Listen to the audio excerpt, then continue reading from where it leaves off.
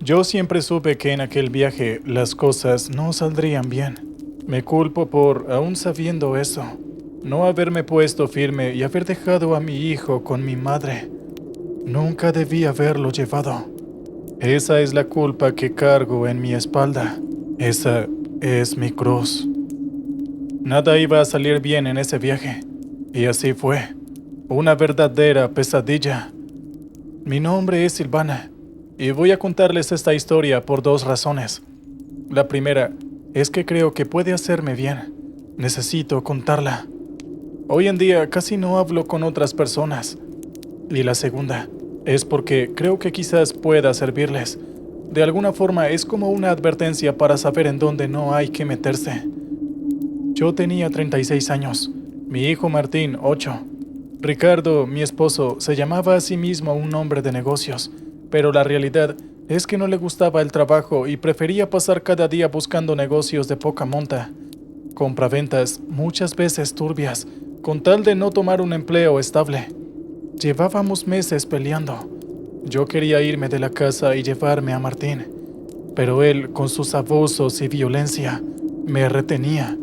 Tengo que admitir que la mayor razón por la que no me escapaba con Martincito era por miedo. Yo le tenía terror a Ricardo, y eso me llevaba a quedarme a su lado y en silencio. Ricardo insistió con que lo acompañáramos al viaje.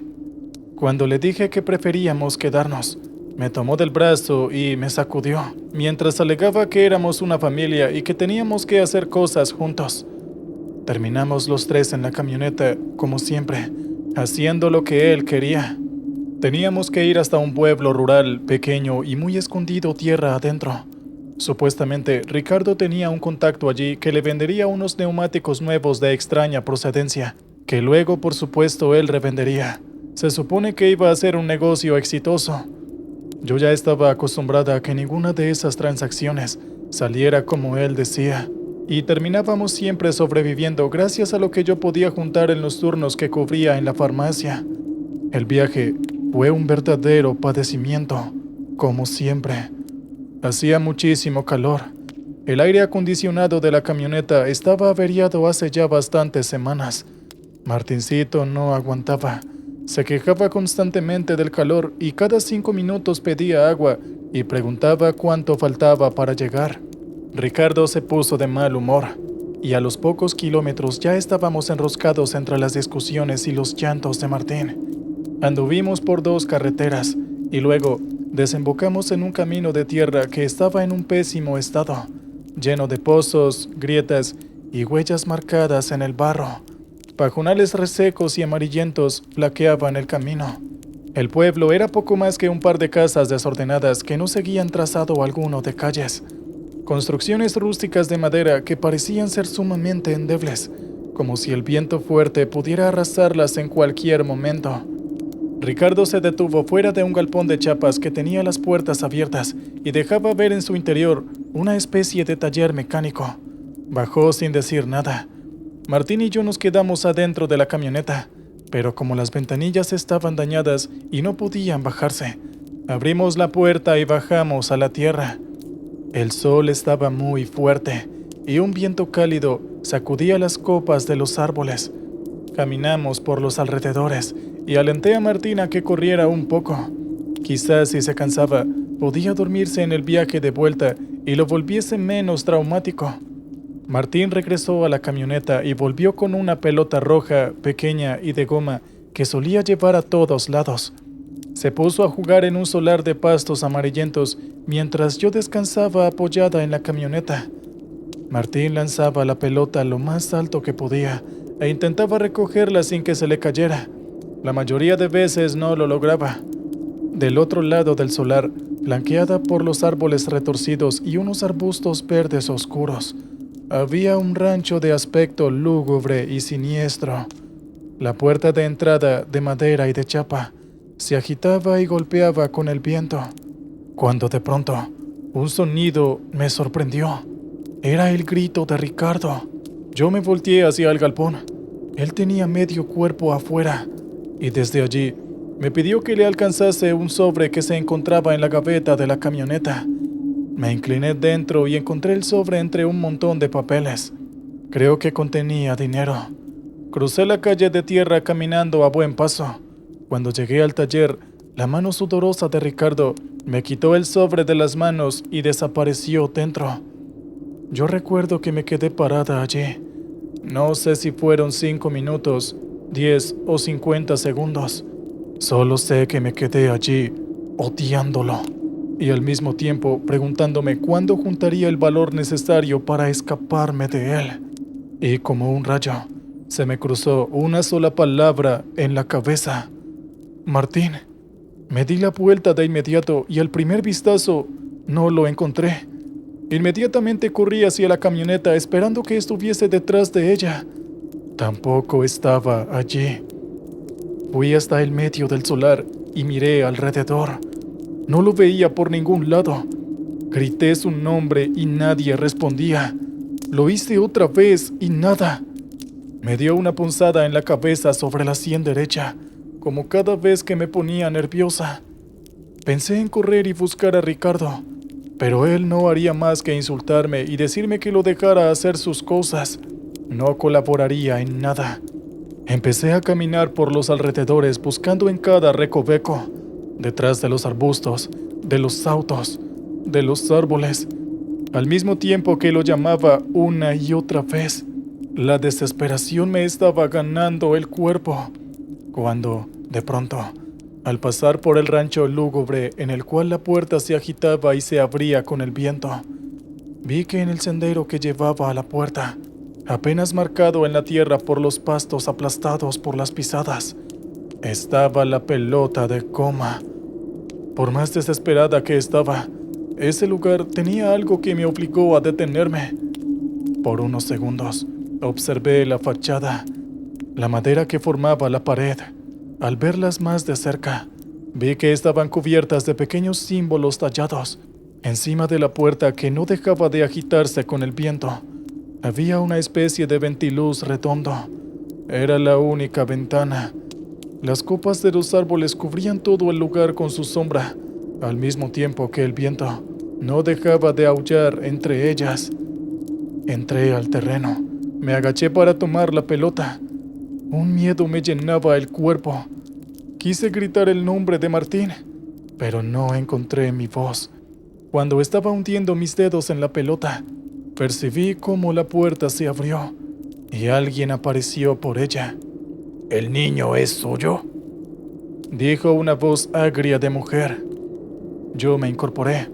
Frente a mí había una mujer de edad indefinida, con pelo largo, enredado y negro, que le caía por los hombros, y en la parte alta de la cabeza estaba oculto bajo un pañuelo. Tenía ojos oscuros, tan oscuros como si fueran pozos, y la piel estaba amarillenta y llena de imperfecciones y marcas, como si fueran cicatrices de una antigua enfermedad. Llevaba puesto un vestido largo y antiguo, que en varias partes tenía desgarrones y manchas, y además tenía el gesto ceñido enmarcado por 2 pobladas cejas negras. ¿Dónde está Martín?». Ella entró, pero antes me hizo un leve gesto de que la siguiera. El olor a humedad adentro de la casa era inaguantable. Al no tener casi ventanas, todo estaba sumergido en una penumbra, sostenida por la tenue luz de varias velas encendidas y repartidas por todo el lugar. Rodeamos una mesa y pasamos por una cortina de tela que tapaba el hueco de una puerta junto a unas estanterías de madera. Y cuando entré a la otra sala, me quedé petrificada. Martín estaba de pie, tenso, duro, y tenía ambas manos apoyadas sobre la parte superior de un cráneo, una calavera humana. Tenía los ojos en blanco, como si estuviese en una especie de trance. Inmediatamente corrí a abrazarlo para arrancarlo de aquel embrujo, pero la mujer me detuvo. «No», dijo, «es peligroso». ¿Qué le está haciendo?», grité, y las lágrimas me saltaron de los ojos. «Nada», dijo la mujer. «Él se metió solo acá, y yo lo encontré acá, así como está». ¿Qué es eso?, pregunté señalando el cráneo. Esa es la cabeza de mi abuela, dijo ella como si fuera lo más normal del mundo. Y eso me heló la sangre. Fue la más grande medium que haya existido, la más poderosa, agregó. ¿Y qué está pasando? El cráneo de mi abuela sigue siendo poderoso. Es un portal. Lo más probable es que su hijo esté en comunicación con algo, o lo que sería peor, algo puede estar entrando en él. Lo único que me salió de la garganta fue un gemido débil. Hay que esperar, dijo ella, y en ese preciso momento se escuchó el inconfundible sonido de la bocina de la camioneta, seguida por los coléricos gritos de Ricardo. ¡Silvana! ¡Silvana! ¿Dónde demonios te metiste? A mí se me estrujó el corazón. En el tono de sus gritos, noté que algo había salido mal. Sabía que el negocio no iba a salir como él quería, y que se iba a desquitar conmigo y con Martincito. El pánico y el verme superada por la situación me llevó a actuar. Di 2 pasos adelante. La mujer intentó detenerme, pero no lo logró. Yo abracé a Martincito por debajo de sus brazos y tiré de él con todas mis fuerzas. Al separar sus manos del cráneo, dio un gemido aterrador. Fue algo así como un sonido gutural. El movimiento brusco hizo que la calavera resbalara y cayera al suelo. Escuché el grito desgarrador de la mujer y vi cómo se arrojó al suelo intentando atraparla. Por el ruido que escuché a mi espalda mientras corría hacia la puerta, creo que no lo logró. Ricardo estaba de pie junto a la puerta abierta del lado del conductor. Metía un brazo adentro y tocaba con brusquedad la bocina. Cuando me vio, me insultó de arriba a abajo sin importarle que estuviésemos en la calle y que cualquiera pudiese escuchar, como hacía siempre.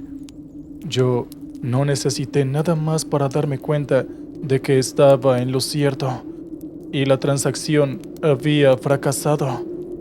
Esta vez, en vez de sentar a Martín, entré en medio de los dos. Lo ubiqué contra la ventanilla para que Ricardo no lo viera con facilidad. Martín estaba pálido. En su piel, en sus músculos, perduraba una tirantes antinatural. Sus pupilas marrones habían regresado, pero su mirada estaba perdida en el frente. Llegamos al atardecer cuando el sol caía. Dije que Martín no se sentía bien y lo recosté en su cama. Le tomé la fiebre y estaba normal. Ricardo, sentado frente al televisor, empezó a beber como cada noche, una botella de cerveza tras otra. Yo me dormí junto a Martín. Él no dejaba de mirar al techo. Desperté 1 hora después y él seguía igual. Recé a su lado y bajé a buscar un vaso de agua. Fui una tonta. Debí suponer qué pasaría. Ricardo, que para esa altura ya estaba consumadamente borracho, ni bien me vio empezó a insultarme, y cuando pasé cerca de él, me tomó con fuerza de la muñeca. Yo intenté resistirme y eso lo enfureció más. Seguido de eso me golpeó el rostro y luego en el estómago. Me derribó haciéndome sangrar la cabeza al golpearme con una mesa baja y me dio 3 patadas. Se detuvo solo porque estaba tan gordo que se agitaba enseguida. Confusa, con dolor por todo el cuerpo y todavía aturdida, vi en la escalera una figura quieta que nos observaba. Conseguí arrastrarme hasta la escalera. Me incorporé con la ayuda de la baranda. Tomé a Martín por los hombros y lo guié hacia arriba. Él respiraba muy rápido y agitado. Ricardo ya había abierto otra botella y volvía a desplomarse en el sillón. Entre lágrimas, volví a dormirme en la angosta cama de Martín, no sin antes pedirle a Dios que no se preocupara por mis heridas, sino que ayudara a Martín, fuese lo que le estaba pasando. Desperté producto de un ruido, de la repetición del mismo. Era un un golpe seco en una superficie húmeda, como si fuera un chapoteo. Cuando acomodé mi confusa cabeza, me di cuenta de que era la madrugada y de que estaba en la cama de Martín y estaba sola. Me levanté. El sonido venía desde abajo. Yo bajé despacio por las escaleras, tan asustada como preocupada por Martín. La sala estaba a oscuras, pero la luz del televisor aún encendido teñía todo de azul eléctrico. Y fue ahí cuando lo vi. Martín levantaba el bate de béisbol que le había regalado un tío para su cumpleaños y lo fajaba con todas sus fuerzas contra el cráneo de su padre. Yo reconocí a Ricardo por su ropa y por el contexto, porque si hubiese tenido que hacerlo por su rostro, hubiese sido imposible. Donde antes había estado su cara, ahora había un amasijo de carne y deformidad, provocada por una infinidad de certeros golpes. Los ojos de Martín estaban en blanco. Me acerqué despacio, temerosa de que no me reconociera y me atacara. Pero cuando lo sujeté por los hombros, él se detuvo. Yo contuve una arcada frente a la impresionante imagen y lo guié despacio hacia la escalera. Cuando subió el primer escalón, se dio la vuelta y, por primera vez desde el incidente con la calavera, volví a ver su mirada habitual, sus ojos amistosos y somnolientes. Intentó decirme algo, pero la fatiga lo venció y prácticamente cayó desmayado en mis brazos. Yo lo llevé hasta su cama y por primera vez en horas lo vi descansar. Yo bajé y estuve hasta bien pasada el amanecer limpiando el desastre que había quedado abajo. El sol fuerte del mediodía me despertó. Estaba vestida, transpirada, tumbada en la cama en la cual hasta el día anterior había compartido con Ricardo. Inmediatamente pensé en Martín. Corrí hacia la escalera. Cuando pasé por la sala intenté evitar con la mirada el bulto negro de bolsas de residuos encintados que contenía el cadáver deformado de mi esposo. Subí las escaleras con el recuerdo en la mente de que lo último que había visto en el rostro de Martín era su hermosa mirada. Quizás todo habría terminado y aquello que se le había metido dentro ya no estaba más. Las sábanas estaban revueltas, pero la cama estaba vacía. Lo busqué por toda la casa sin poder hallarlo. Lo llamaba constantemente, pero sin gritar demasiado. No me parecía una gran idea llamar la atención de los vecinos, y fue ahí cuando escuché un ruido en el patio trasero, y allí lo encontré. La imagen aquella me sigue asolando por las noches, en las más terribles de mis pesadillas. Martín estaba de rodillas sobre el pasto.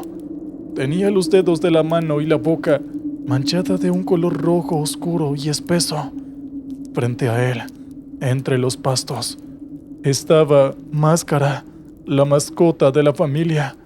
Un gatito negro con una peculiar mancha blanca en su rostro. El gato estaba muerto. Tenía un enorme tajo en su abdomen, por el cual Martín introducía sus manos y se alimentaba. Y esta vez no pude contener el vómito. Por la tarde, después de enterrar el cuerpo de Ricardo en el patio trasero, junto a los restos de Máscara, y constatar que Martincito no había sufrido ningún tipo de mejora, lo subí a la camioneta y partimos hacia el maldito pueblo para encontrar a aquella mujer e intentar buscar una solución definitiva. El sol centraba sus rayos en aquel insignificante pueblo. Cuando llegamos, parecía que aquellas casuchas mal construidas se iban a derretir en cualquier momento. Encontré con facilidad el solar, pero me llevé una gran decepción cuando vi que el rancho de la mujer estaba absolutamente ennegrecido. Las llamas lo habían devorado. Un niño que pasaba por allí se debió haber apiadado de mi gesto de desconsuelo, porque se me acercó y me dijo que la casa de la señora María Elisa había ardido ayer por la noche, que entre todos los vecinos había tenido que colaborar para aplacar el fuego. ¿Y ella dónde está?, le pregunté. El niño me dijo que se había ido a lo de su hermana. Me dijo que quedaba en el pueblo siguiente yendo por la carretera. Y recién ahí, el niño reparó en el gesto inexpresivo de Martín, que estaba a mi lado, en sus ojos en blanco y en su babeo constante. Vi el miedo en los ojos del chico y de inmediato salió corriendo.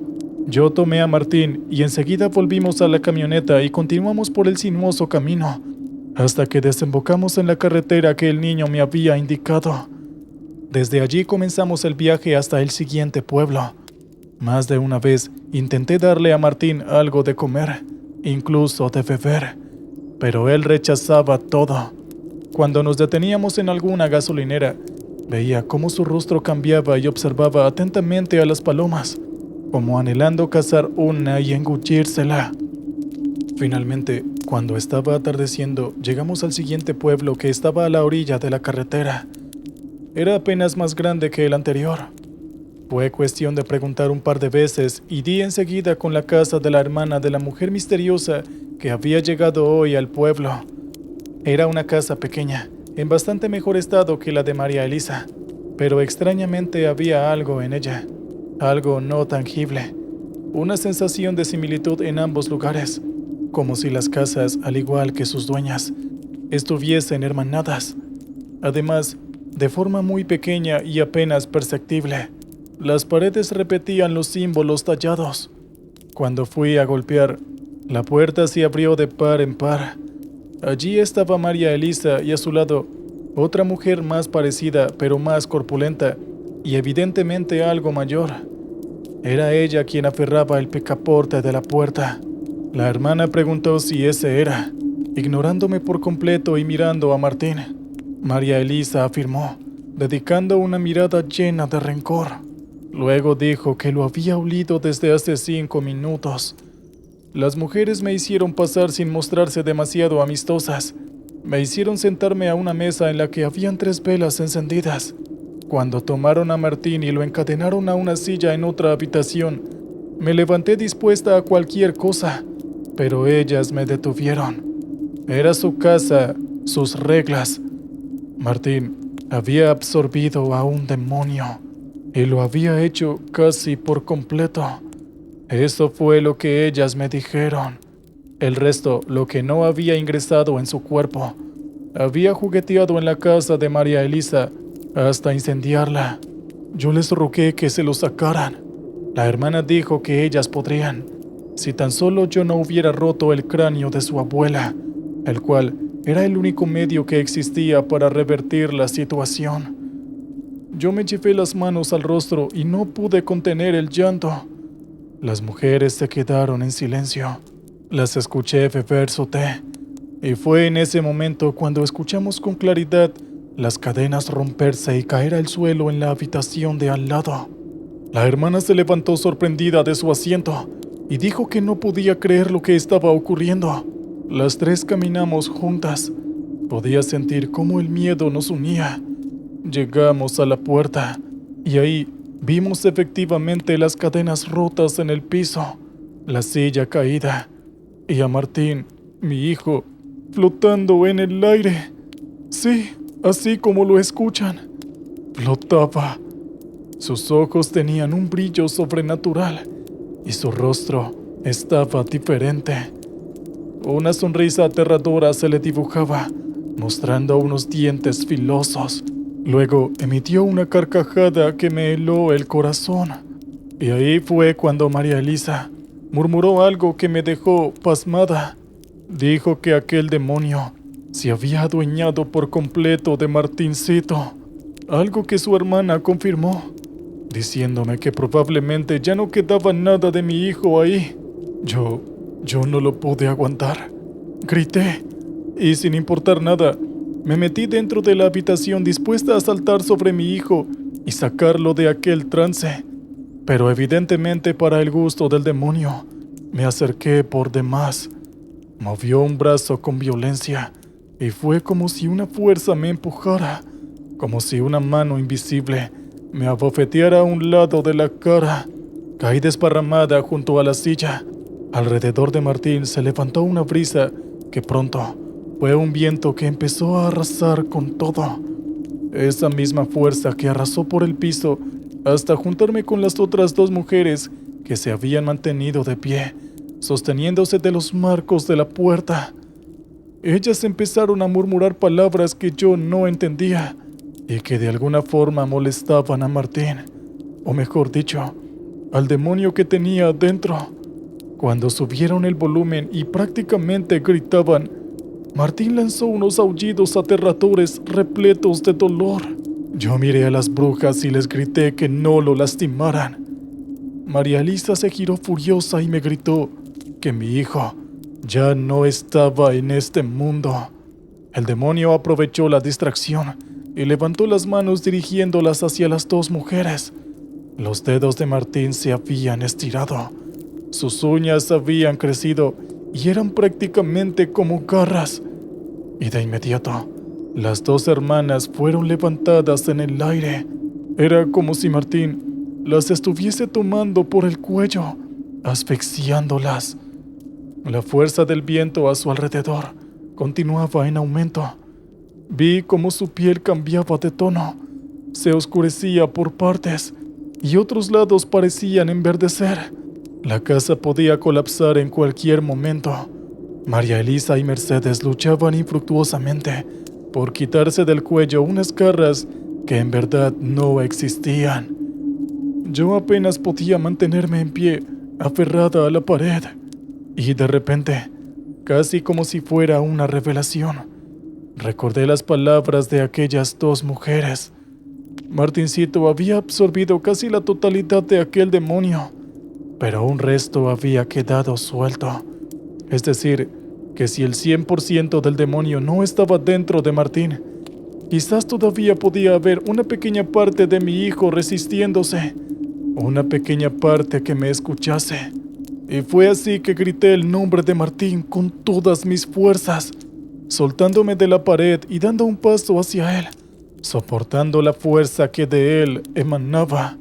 Y luego le ordené a Martín que la soltara, que dejara a esas dos mujeres. Ellas no le habían hecho nada. Pero de la boca de Martín solo salió una voz que no era de este mundo.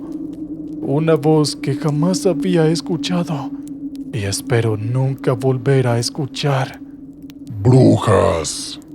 Gritó y luego rió con fuerzas. ¡Brujas que no saben con qué juegan! Yo di otro paso adelante. Sentía que en cualquier momento mis pies se despegarían del piso. En la cocina, dos velas cayeron y rápidamente encendieron las cortinas. La casa empezaba a arder. Yo le dije a Martín que por favor parara, que por favor volviera con mamá. Le dije que era lo más importante de mi vida y que lo amaba con todo mi ser. Justo cuando terminé de pronunciar esa última palabra, algo en el rostro de Martín cambió. Fue algo sutil, un pequeño destello, y por apenas un segundo vi los ojos y los gestos de mi hijo. Y ahí, por primera vez, volví a escuchar su voz. «¡Mamá!», dijo con muchísimo esfuerzo. «¡Mamá! ¡Corre!». Y de inmediato vi cómo el demonio volvía a tomar el control absoluto de su cuerpo. Y ahí tuve la certeza de que ya no había nada de Martín en ese cuerpo. Y de verdad que me avergüenza contarlo, pero debo decirles que yo solo corrí.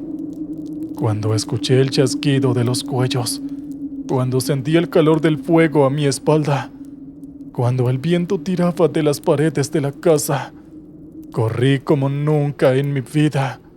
Con la vista empañada por las lágrimas, vi desde lejos cómo la casa se consumía en una especie de vórtice de fuego. No esperé a que ello terminara.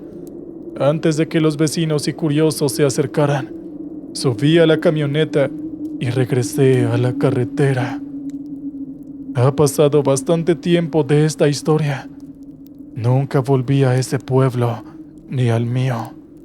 Siento que Una parte de Ji murió ese mismo día, junto al cuerpo de mi hijo. Hoy soy una mujer errante, una cáscara vacía que no se afinca en ningún lugar. La carretera es el único lugar donde me siento cómoda y encuentro algo de tranquilidad. Si el demonio murió allí con las brujas, es algo que yo misma me pregunto cada día. ¿Acaso los demonios pueden morir? Eso tampoco me queda claro. A veces me pregunto si habrán encontrado el cuerpo enterrado de Ricardo. Ese hombre fue mi primer infierno, y hoy la vida sin Martín es el segundo.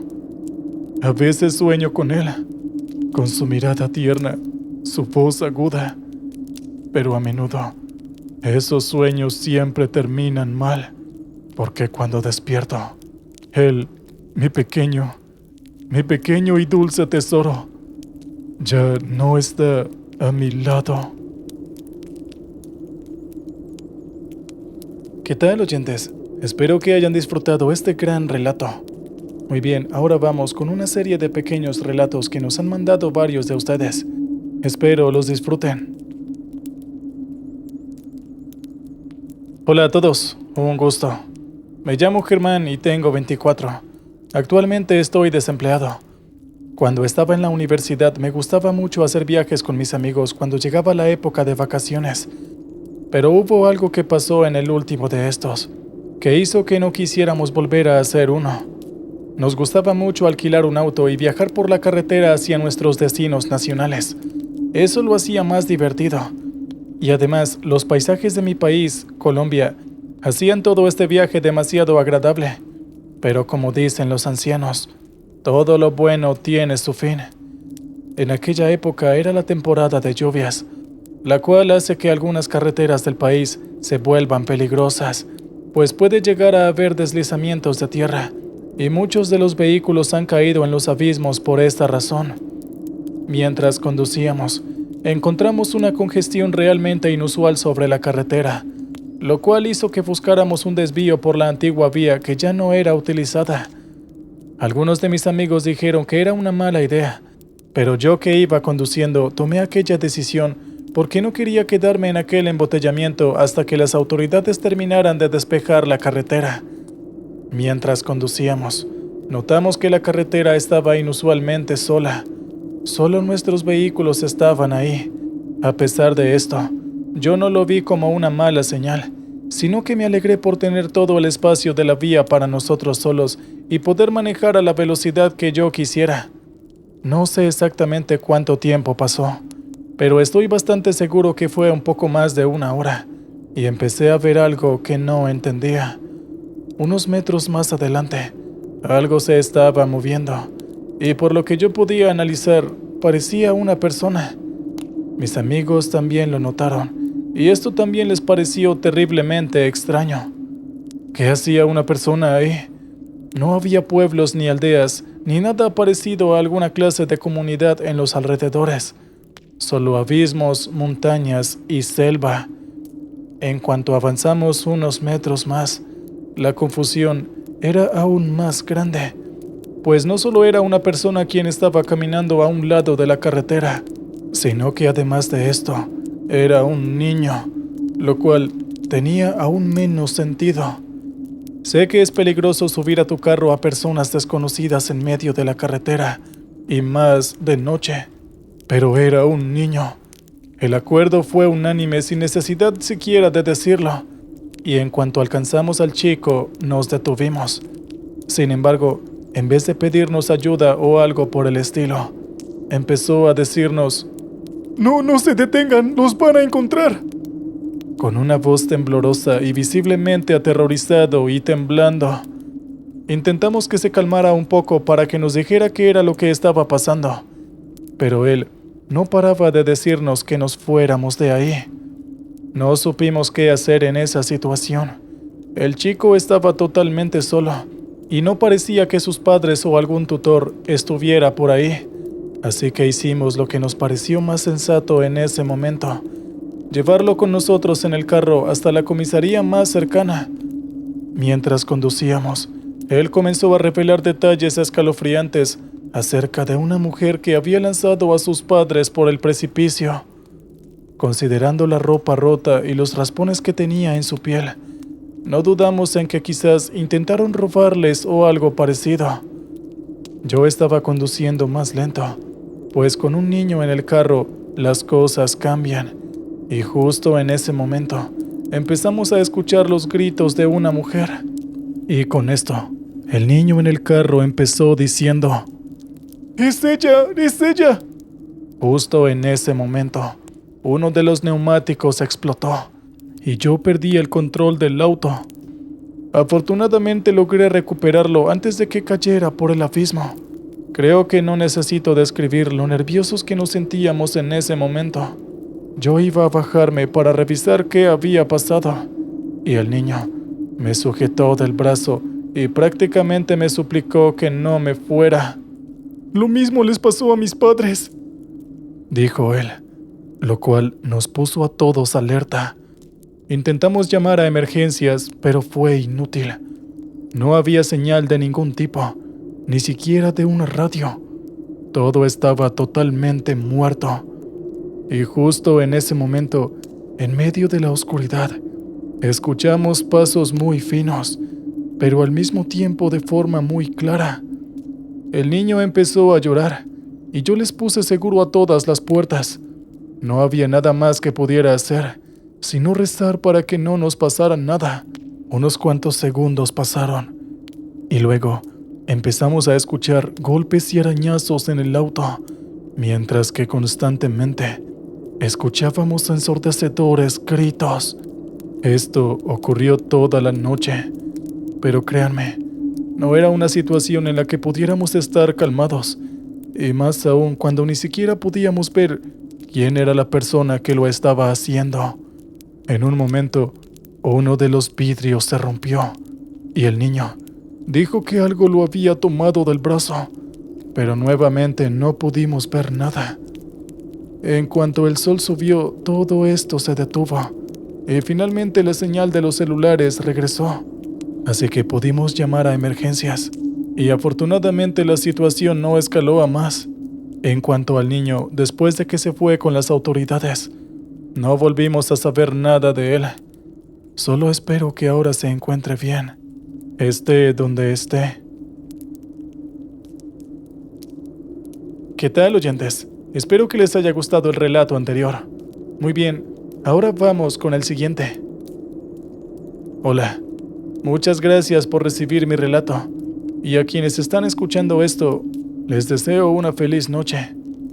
Tengo 38 años y actualmente estoy totalmente dedicada a mi hogar. Para que no haya malentendidos, aclararé que me encanta ser un ama de casa. En fin, la historia que vengo a contarles me ocurrió durante unas vacaciones. A mi esposo y a mí nos encantaba salir de viaje durante sus vacaciones del trabajo, y fue una costumbre que no hicimos de lado ni siquiera cuando tuvimos a nuestros 2 hermosos hijos. Mi esposo hace que sus vacaciones coincidan con las de los niños, y siempre vamos a un sitio distinto. A veces vamos en avión, pero en esta ocasión queríamos que el viaje fuera lo más memorable posible, así que nos fuimos en el auto directo hacia la playa. En el camino no pudimos resistirnos cuando vimos un parque de diversiones, lo que causó que nos retrasáramos varias horas y tuviéramos que conducir de noche para llegar al hotel. Pero eso no nos importó, pues los niños estaban totalmente felices.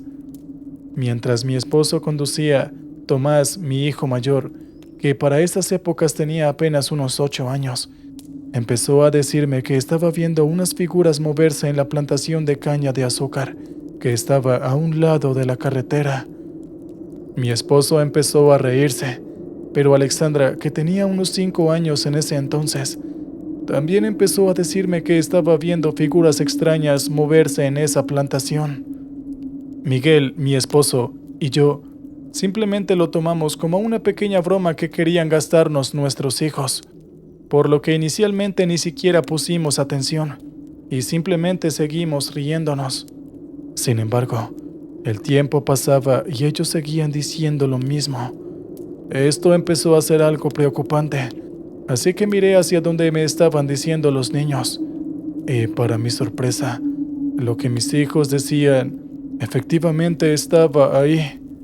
Habían unas figuras extrañas que parecían moverse de forma anormal. Estas figuras parecían inofensivas, pero había algo que me decía que no lo eran. No sé si fue mi instinto maternal o algo así, pero la situación no me daba buena espina, y más cuando caí en cuenta que estábamos totalmente solos en la carretera. Inmediatamente llamé la atención de mi esposo y le dije que acelerara de inmediato. Él me preguntó qué estaba pasando. Yo de alguna forma fui más insistente y le dije que no había tiempo para explicarle, que simplemente lo hiciera. Afortunadamente mi esposo me escuchó y pisó el acelerador a fondo. Yo me fijé en la parte de afuera. De alguna forma, parecía como si esas misteriosas criaturas nos estuvieran siguiendo. Y a pesar de que en ese momento íbamos realmente rápido, cuando menos lo esperamos, el auto repentinamente se apagó. Cuando nos detuvimos, mi esposo se bajó del auto para revisar el motor, aun cuando le dije que no lo hiciera. De repente, empezamos a escuchar risas un tanto escalofriantes desde todas las direcciones. Mi esposo volvió a meterse al auto un tanto agitado y lleno de preocupación, me dijo que había algo afuera. Él hizo el intento de encender el motor una y otra vez, mientras que a cada segundo escuchábamos cómo esas risas se hacían más fuertes. Mis hijos empezaron a llorar mientras se cubrían los oídos, y yo ya estaba totalmente dispuesta a llamar a la policía o a emergencias. Pero afortunadamente, y cuando menos lo esperaba, el auto volvió a encender. Inmediatamente mi esposo pisó el acelerador a fondo y salimos de ahí lo más pronto posible. Nunca supimos exactamente qué eran esas figuras extrañas que vimos mis hijos y yo, y mucho menos quién hacía aquellas risas. Al final, continuamos con nuestro viaje, y lo que pasó aquella noche es algo de lo que no hablamos en casa. Muy bien, oyentes, vamos con el siguiente relato de esta noche. Hola a todos. Un saludo a toda la comunidad. He escuchado algunas historias que cuentan por aquí y la verdad es que me gustan mucho. Espero que la mía pueda gustarles también y que además sirva de advertencia para que lo que me pasó a mí no llegue a pasarle a nadie más. Usualmente viajo mucho, ya que donde trabajo soy supervisor y debo estar al pendiente de lo que pasa en varios de los establecimientos que la compañía tiene a lo largo del país. En aquella ocasión, ya siendo de noche, me sentía con la energía realmente agotada. Tenía mucho sueño e incluso estaba conduciendo despacio para no sufrir algún accidente.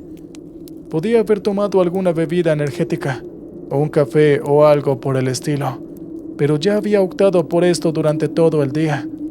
Y aunque no sé mucho de medicina, conozco muy bien lo que la cafeína hace en el cuerpo. Si tomaba más, no solo tendría problemas para dormirme en cuanto llegara al hotel, sino que podría ponerme en riesgo de sufrir algún problema cardíaco. Sin más opción, seguí conduciendo hasta que no pude soportar las ganas de orinar.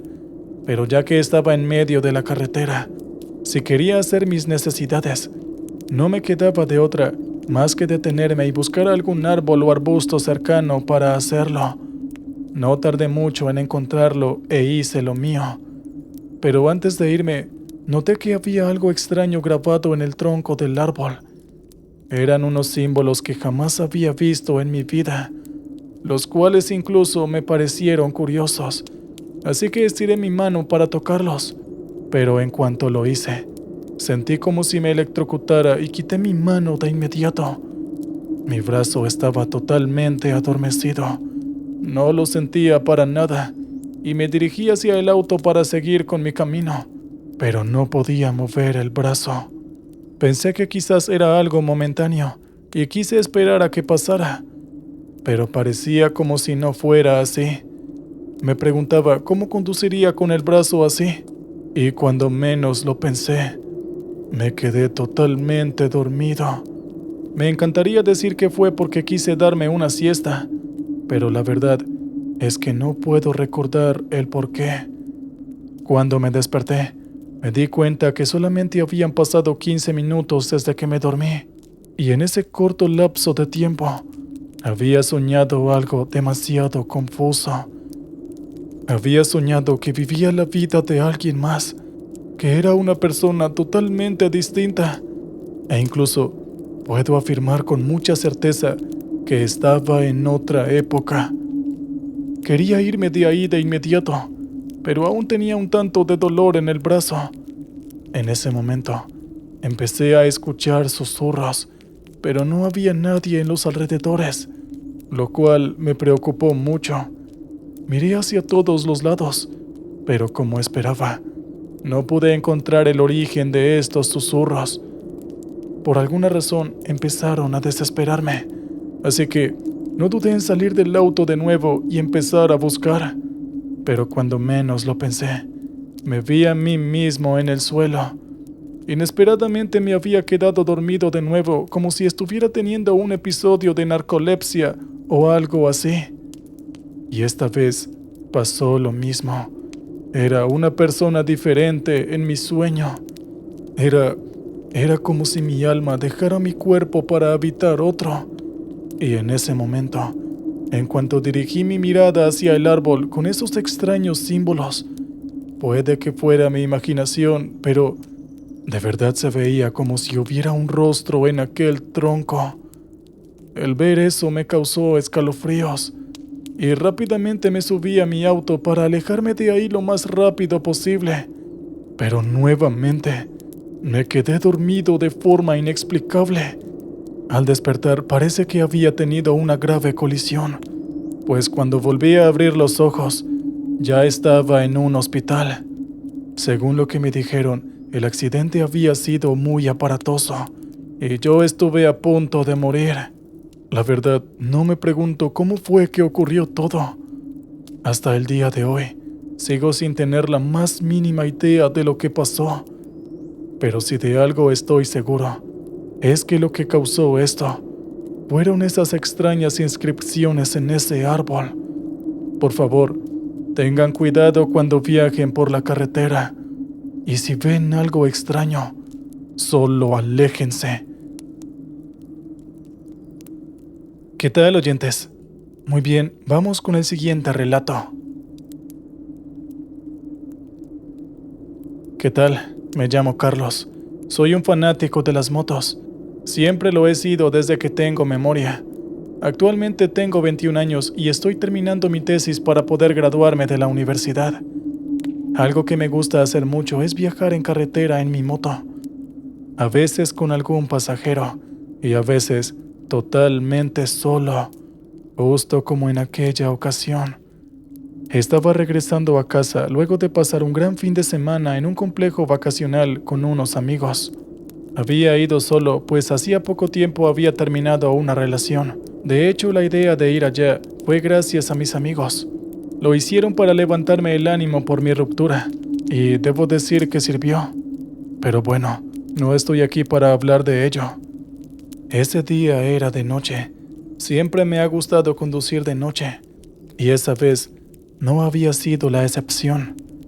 De repente, empecé a sentir un peso extra, como si estuviera llevando a algún pasajero. Inicialmente pensé que era mi nostalgia entrando en acción, pues ya estaba demasiado acostumbrado a sentir el peso de mi pareja mientras conducía. Sin embargo, lentamente me di cuenta que lo que menos pensaba en ese momento era que estuviera nostálgico.